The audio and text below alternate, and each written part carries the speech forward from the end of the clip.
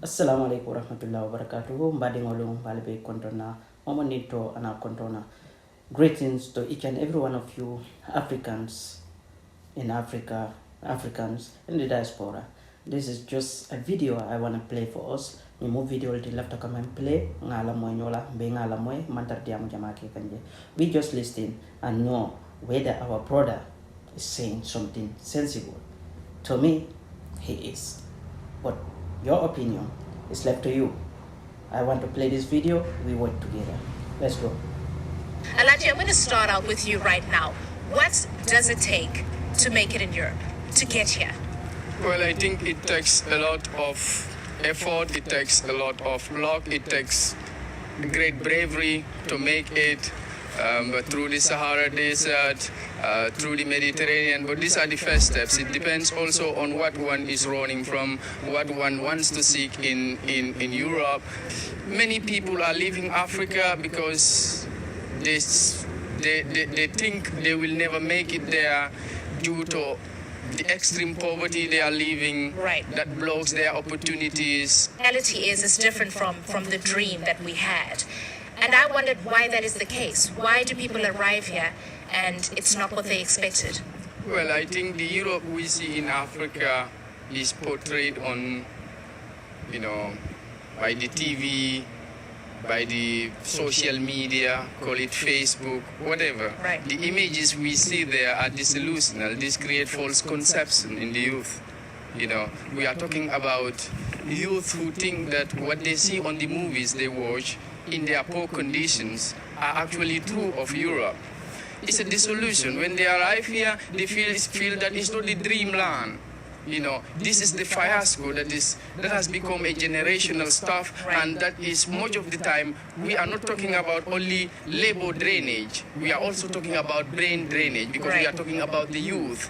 Mama, Africa is suffering because what are the sources that people are believing? The colonial stories, Right. or what their brothers, what we are speaking now, so that people who are speaking was our brothers do not brave through the Sahara Desert or do not take the Mediterranean Sea. Right. That's a cemetery we are calling. This is the worst post-modern genocide that is killing Africa, and I call this a generational destruction. Right. We are not only talking about those people who lost their life here. I've seen a lot of dry bones, dry people, dry skulls, more in the Sahara Desert that I cannot see here. And Right. anyone who are brave through never thought he is going to make it. Yeah. It was just on luck. Why do people have to be constrained to make this thing?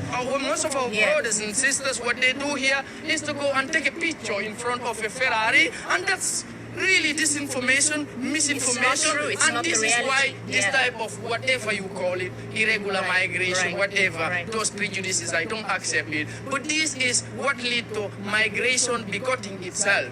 Alaji,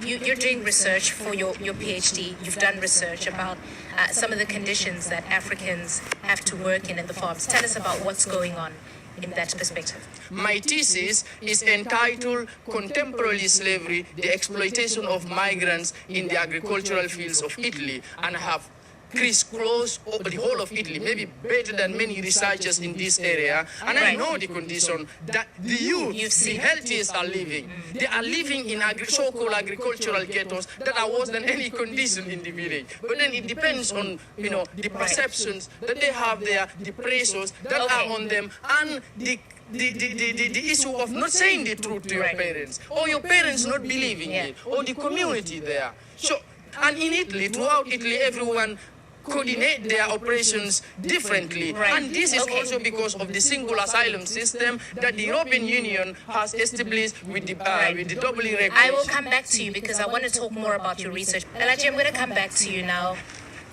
You opened up by telling us that you needed to have strength of mind, that it takes a lot to be able to make it here. We're closing this discussion now. What are your final thoughts? You have studied the experiences Africans are having in this country, particularly. Close us up for now. Personally, I want to speak to our politicians, and I call them sellouts. because they are not looking at the interests, the needs, the vulnerability that constrain people to migrate. Because to the Gambia or to Senegal, to African political leaders, it is convenient, even if we die in the streets, even if we die in the sea, as much as we can send remittances, it is convenient for them that we, the youth who are potential revolutionaries, leave the country and let them to dictate. So I am telling Africans who are there that I am guilty for being here. If you come here, you are running from your work. You are running from changing Africa, and the generations that will become failures as well. I contributed to it, and you are also contributing to it. So if I am speaking, and if you can hear me today, I am saying I should get back, and then we should work on what is happening, because the future is in Africa. But the real question is the future in Africa for Africans? Are we talking about Chinese colonialists, or we are talking about multinationals who have stole us the traditional livelihoods that in fact we hate ourselves? Africa is still a colonial economy. So it depends on what people are running from. We cannot talk about the solution without talking about the causes of the problems. Right. It will be false that we will talk about, okay, people will stay there. Which we all live in one system, capitalism, that creates illusions in everyone. I want to live in a house. It doesn't matter whether I live in the village or not. Who am I not to hope that I need the best for myself? We are slaved everywhere. We are discriminated. We are stigmatized. And I am not saying this is particularly Italy, but what are the other European countries who are helping Italy with the load of the migration since 2015? Why is Africa enslaved? We aren't poor. We will never be poor. The future is still there. The question is, who is this future for? Is it for Africans when we all run from the things that we should try to make up there? So you've heard it from them, and now we want to hear it from you. This is the story of shattered dreams. They left Africa in pursuit of a better life, and they're telling us today they've not found it. Instead, they're saying that the life that they've long been dreaming for is back in Africa.